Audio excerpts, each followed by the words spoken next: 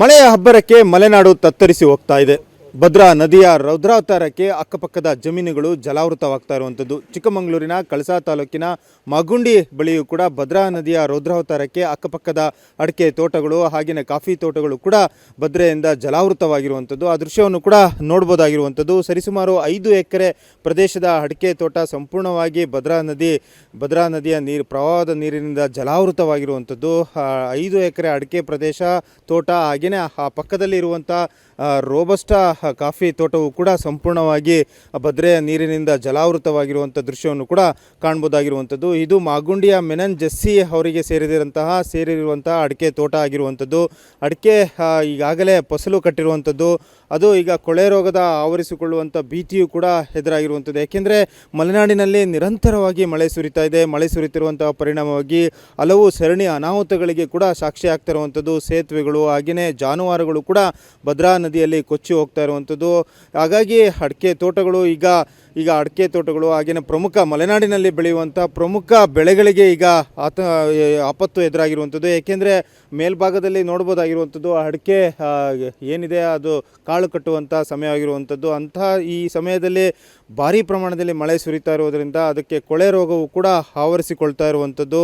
ಇಲ್ಲಿ ನೋಡ್ಬೋದಾಗಿರುವ ಚಿತ್ರಣ ನೀರು ಯಾವ ಪ್ರಮಾಣದಲ್ಲಿ ನಿಂತಿರುವಂಥದ್ದು ಕೂಡ ಕಾಣ್ಬೋದಾಗಿರುವಂಥದ್ದು. ಭದ್ರಾ ನದಿಯ ಪ್ರವಾಹದಿಂದ ಜಲಾವೃತವಾಗಿರುವಂಥ ಅಡಿಕೆ ತೋಟಗಳು ಕೂಡ ಸಂಪೂರ್ಣವಾಗಿ ಜಲಾವೃತವಾಗಿರುವಂಥ ದೃಶ್ಯವನ್ನು ಕೂಡ ಕಾಣ್ಬೋದಾಗಿರುವಂಥದ್ದು. ಇದೇ ರೀತಿ ಮಳೆ ಮುಂದುವರೆದ್ರೆ ಅಡಿಕೆ ತೋಟದಲ್ಲಿರುವಂಥ ಫಸಲು ರೈತರಿಗೆ ಕೈ ಸಿಗೋದು ಅನುಮಾನ ಅಂತಲೇ ಹೇಳ್ಬೋದಾಗಿರುವಂಥದ್ದು. ಹಾಗಾಗಿ ಅಡಿಕೆ ಬೆಳೆಗಾರರು ಹಾಗೆಯೇ ಕಾಫಿ ತೋಟದ ಬೆಳೆಗಾರರು ಕೂಡ ಈಗ ಆತಂಕಕ್ಕೆ ಎದುರಾಗಿರುವಂಥದ್ದು. ಅದರಲ್ಲೂ ಕೂಡ ಕಳಸಾ ತಾಲೂಕಿನಾದ್ಯಂತ ಭಾರೀ ಪ್ರಮಾಣದಲ್ಲಿ ಮಳೆ ಸುರಿತಾ ಇರುವಂಥದ್ದು. ಕಳಸಾ ತಾಲೂಕಿನಲ್ಲಿ ಹಾಗೆಯೇ ಕುದುರೆಮುಖ ಭಾಗದಲ್ಲಿ ನಿರಂತರವಾಗಿ ಮಳೆ ಸುರಿತಾ ಇರುವಂಥ ಪರಿಣಾಮವಾಗಿ ಭದ್ರಾ ನದಿ ಉಕ್ಕಿ ಹರಿತಾ ಇರುವಂಥದ್ದು.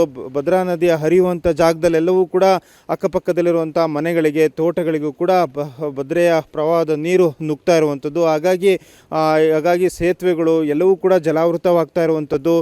ಭದ್ರಾ ನದಿಯಲ್ಲಿ ಜಾನುವಾರುಗಳು ಕೂಡ ಕೊಚ್ಚಿ ಹೋಗ್ತಾ ಇರುವಂಥ ದೃಶ್ಯವೂ ಕೂಡ ಕಾಣ್ತಾ ಇರುವಂಥದ್ದು. ಹಾಗಾಗಿ ಭದ್ರೆಯ ರೌದ್ರಾವತಾರಕ್ಕೆ ಮಲೆನಾಡಿನ ಜನರು ತತ್ತರಿಸಿ ಹೋಗ್ತಾ ಇರುವಂಥದ್ದು. ಅದರಲ್ಲೂ ಕೂಡ ಮಲೆನಾಡಿನ ವರ್ಷದ ಬೆಳೆಗಳಾಗಿರುವಂತಹ ಅಡಿಕೆ ಕಾಫಿ ತೋಟಗಳು ಕೂಡ ಜಲಾವೃತವಾಗಿರೋದ್ರಿಂದ ಅಡಿಕೆ ಬೆಳೆಗಾರರ ಮೇಲೆ ಗಾಯದ ಮೇಲೆ ಬರೆ ಎಳೆದಂತೆ ಅನ್ನೋ ರೀತಿಯಲ್ಲೂ ಕೂಡ ಆಗಿರುವಂಥದ್ದು. ಏಕೆಂದರೆ ಮಲೆನಾಡಿನಲ್ಲಿ ಕಾರ್ಮಿಕರ ಸಮಸ್ಯೆ ಎದುರಾಗಿರುವಂಥದ್ದು. ಅದರ ನಡುವೆ ತೋಟಗಳನ್ನು ಬೆಳೆಗಾರರು ಮೇಂಟೈನ್ ಮಾಡ್ತಾ ಇರುವಂಥದ್ದು. ಅದರ ಒಟ್ಟಿಗೆ ಈಗ ಮಳೆ ಭಾರೀ ಪ್ರಮಾಣದಲ್ಲಿ ಸುರಿತಾ ಇರೋದರಿಂದ ಸಾಕಷ್ಟು ಒಂದು ಕೊಳೆ ರೋಗವು ಕೂಡ ಆವರಿಸಿಕೊಂಡಿರುವಂಥದ್ದು.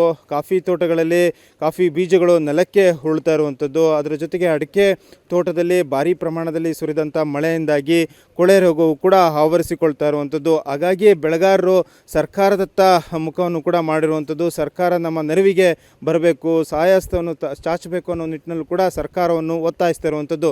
ಒಟ್ಟಾರೆ ಮಲೆನಾಡಿನಲ್ಲಿ ಸುರಿಯುತ್ತಿರುವ ಮಳೆಯಿಂದಾಗಿ ಸಾಕಷ್ಟು ಅನಾಹುತಗಳು ಕೂಡ ಸಂಭವಿಸ್ತಿರುವಂಥದ್ದು. ಒಂದೆಡೆ ಮನೆಗಳು ಕುಸಿತಾ ಇದ್ದರೆ ಮತ್ತೊಂದೆಡೆ ಬೆಳೆಗಳು ಕೂಡ ಹಾನಿಗೀಡಾಗ್ತಾ ಇರೋದರಿಂದ ಮಲೆನಾಡಿನ ಜನರು ಚಿಂತೆಗೀಡಾಗಿದ್ದಾರೆ.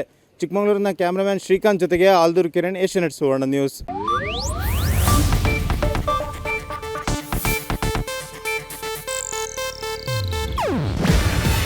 ಇದು ಏಷ್ಯಾನೆಟ್ ನ್ಯೂಸ್ ನೆಟ್ವರ್ಕ್ ಪ್ರಸ್ತುತಿ. ನೀವು ನೋಡ್ತಿದ್ದೀರಾ ಏಷ್ಯಾನೆಟ್ ಸುವರ್ಣ ನ್ಯೂಸ್.